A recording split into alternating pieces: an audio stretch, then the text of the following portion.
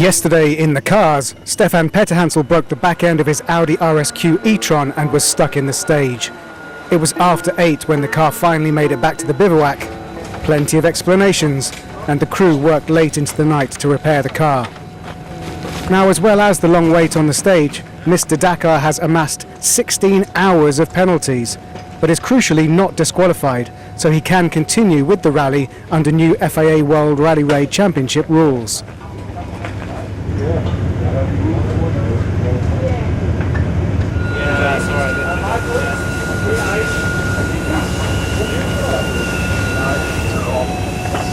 It's very much a problem we didn't foresee.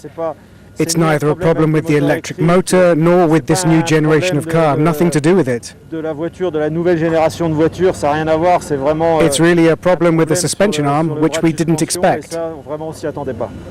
We finally repaired it when we got to the neutral zone, already too late. They didn't let us go, which means we're out of the race. Now all we can do is help our teammates, eventually win some stages, continue to put kilometers on the car to continue to learn.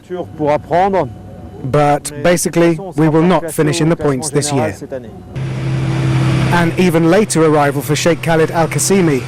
It was the early hours of the morning before the Peugeot 3008 DKR made it back to the Abu Dhabi racing service area. The gearbox had broken very early in the stage and took a long time to recover. The Emirati will continue, but like Petterhansel, is too far behind now to feature in the top 10 by the end of this event.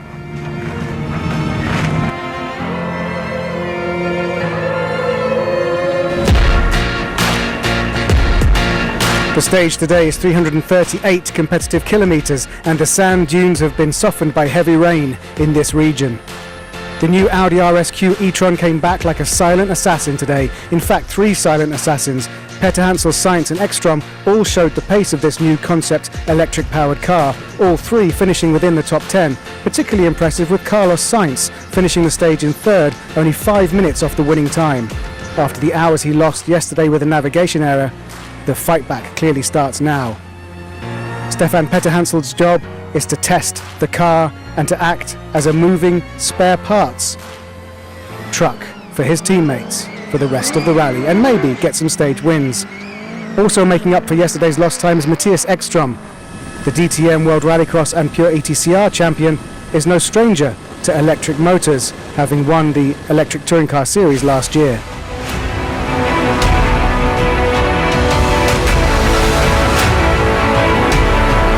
So Nani Roma back again. Navigational problems on stage 1B dropped him down the order, but now he's fighting back. Today he steered the BRX Hunter to a 5th quickest time. He's only up as far as P17 in the overall, but it's a start. And a strong start to the rally for Lucio Alvarez, who had a great season last year in the Cross Country World Cup, taking silver by finishing 2nd to Alatia. The Argentine is in 3rd position in the overall standings, but with a big gap to the leaders, he's in danger of dropping down the order, with the likes of Giniel de Villiers and Martin Prokop hot on his heels. Only 11th fastest today. A lot of pressure and a lot of home support in equal measure for local hero Yazid Al-Raji in the Toyota Hilux Overdrive. With Michael Orr back in the co-driver's seat, the pair are definitely in the hunt this year. Al-Raji had 2 stage wins on last year's Dakar and was 4th overall in 2020, the year the event arrived in his homeland, Saudi Arabia. This is his 8th participation. As overnight rally leader, Nasser Al-Attiyah had the dubious honour of being first car on the road after the bikes, and therefore opening the road for all the other cars to follow. A very tricky job, but ably guided by co-driver Mathieu Baumel, the 3-time Dakar winner ultimately made it to the stage end in a good time, although a puncture slowed him down a little.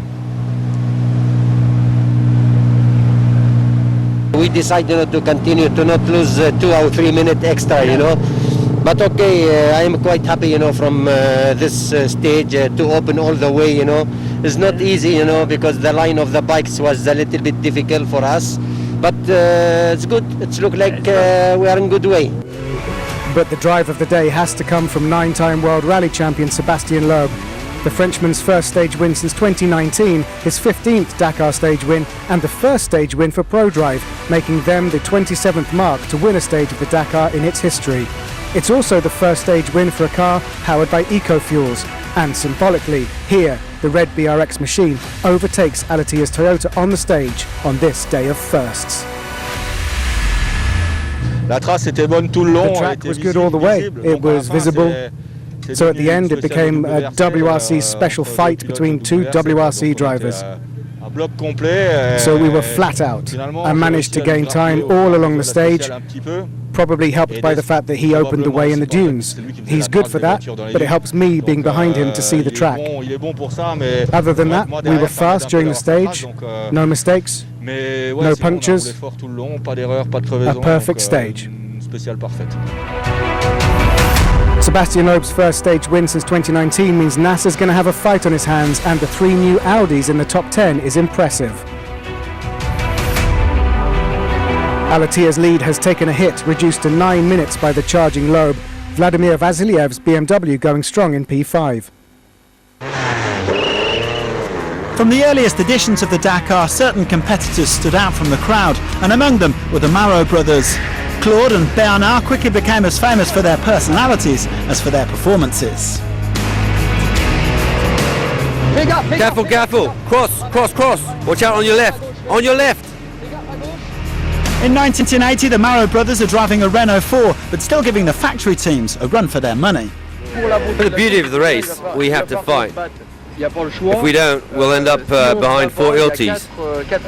That's no kind of race. So we'll keep fighting, do our service, and battle through. Yes, yes, very nice. Through we go. Okay. Cut through there. What's that bump? The privateers take a stage win and finish third, but they still have unfinished business with the Dakar. In 1982, the Marot brothers have upped their game with a Renault 20 Turbo. The previous year they abandoned while leading, and once again they're in the hunt for overall victory. Their biggest rivals between Paris, Algiers and Dakar are Range Rover, Mercedes and Lada.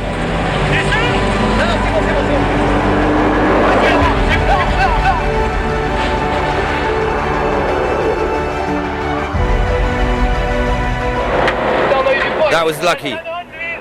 How's the oil? Okay, it's back up to 3 bars. Watch out. When I go left, there's nothing. It's a 0. Try the other side. There's a problem here. What? I think you've got a problem, but I might be wrong. Wait. It's that way, right? Their rivalry with the big factory teams has gone down in Dakar folklore.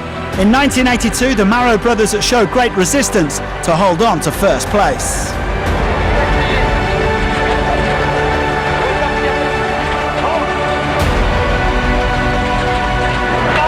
You're kidding.